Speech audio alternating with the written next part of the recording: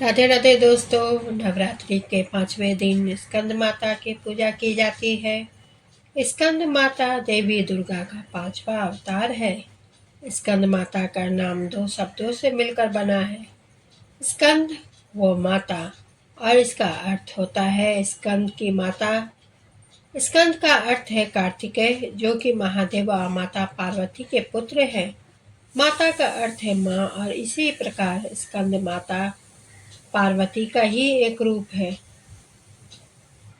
इस माँ स्कंद माता की 4 भुजाएं।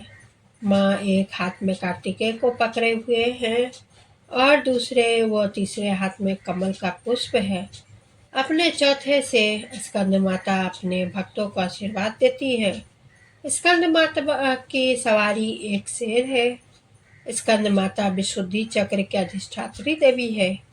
विशुद्धि चक्र हमारे गले के उभरे हुए कंठ हुए भाग के ठीक नीचे स्थित होता है। माँ स्कंद माता की सच्चे मन से पूजा करने से विशुद्धि चक्र जागृत हो जाता है, जिससे वड़ी की सिद्धि प्राप्ति होती है। माँ स्कंद माता का वाहन मयूर भी है, इसलिए इन्हें मयूर वाहन के नाम से भी जाना जाता है। इनका वर्ण यानी त्वचा का रंग शुभ्र है। माता हमेशा कमल पर विराजित रहती है और इसलिए वह पद्मासन देवी के रूप में भी मानी जाती है और पूजी जाती है। माँ स्कंद माता का पूर्ण रूप से लौकिक और सांसारिक संबंधों से दूर रहता है। स्कंद माता का पूजा करने वाले व्यक्ति और जीव मुख्यतः सांसारिक बंधनों से रहकर भी उनसे मुक्त होते हैं। माँ दुर्गा के स्कंद माता अवतार की ऐसी मान्यता है कि माता सती द्वारा अपने देह त्यागने के बाद भगवान शिव ने खुद को सजा देने के लिए स्वयं को संसारिक बंधनों से दूर कर लिया था और एक तपस्वी के रूप में पहाड़ों के बीच कड़ी सर्दी में तपस्या करने चले गए थे। इसी दौरान तारकासुर और शूर्पपद्म नाम के 2 राक्षसों ने देवताओं पर हमला कर दिया था। उस वक्त देवताओं की मदद करने के लिए कोई नहीं था। तारकासुर और शूर्पपद्म नाम के दोनों राक्षस को ब्रह्मा जी द्वारा यह वरदान प्राप्त था कि उन्हें मारने के लिए शिव जी की संतान को ही आना होगा। उन राक्षसों ने चारों ओर कलह का माहौल बना लिया था और अपने आसपास किसी को परेशान करके रखा था। इन दोनों राक्षसों के अत्याचारों को देखकर देवतागण भी चिंतित हो गए थे। तब सभी देवतागण भगवान विष्णु के पास गए और उन्हें अपना दुख सुनाया, परंतु विष्णु जी ने उनकी कोई मदद नहीं की। विष्णु जी से मदद में न मिलने पर देवताओं ने नारद जी के पास जाने का सोचा। उन्होंने नारद जी से कहा कि यदि वह माता पार्वती से भगवान शिव के पति के रूप में पाने के लिए तपस्या करने को कहेंगे, तब शायद भगवान शिव उनसे शादी कर ले और उनकी मिलन से महादेव की संतान जन्म ले, जो उन राक्षसों का वध कर सके। इसलिए नारद जी के कहे अनुसार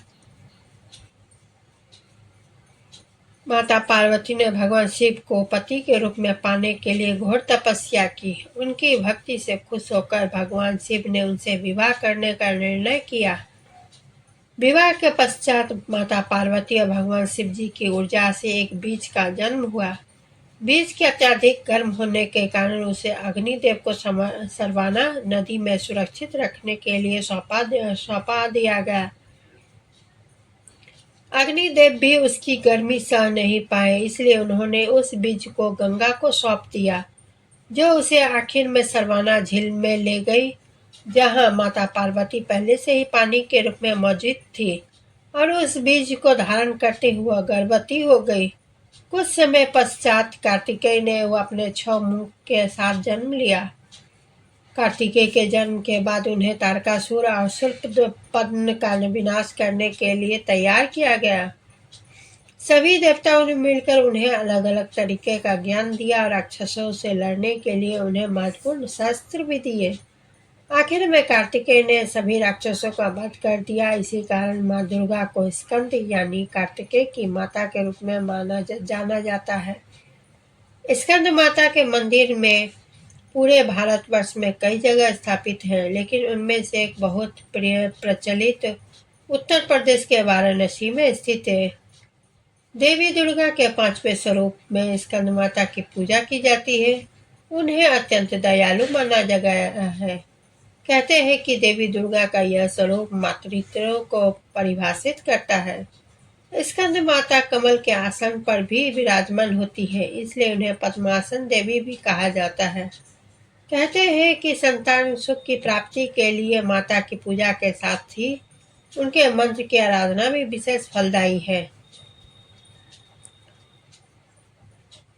ओम देवी स्कंद माताए नमः अर्थात ओमकार स्वरूपी स्कंद माता, जो कि अपने भक्तों की समस्त इच्छाओं को क्षण भर में पूर्ण कर देने वाली है, उनको चरणों में बारंबार नमस्कार।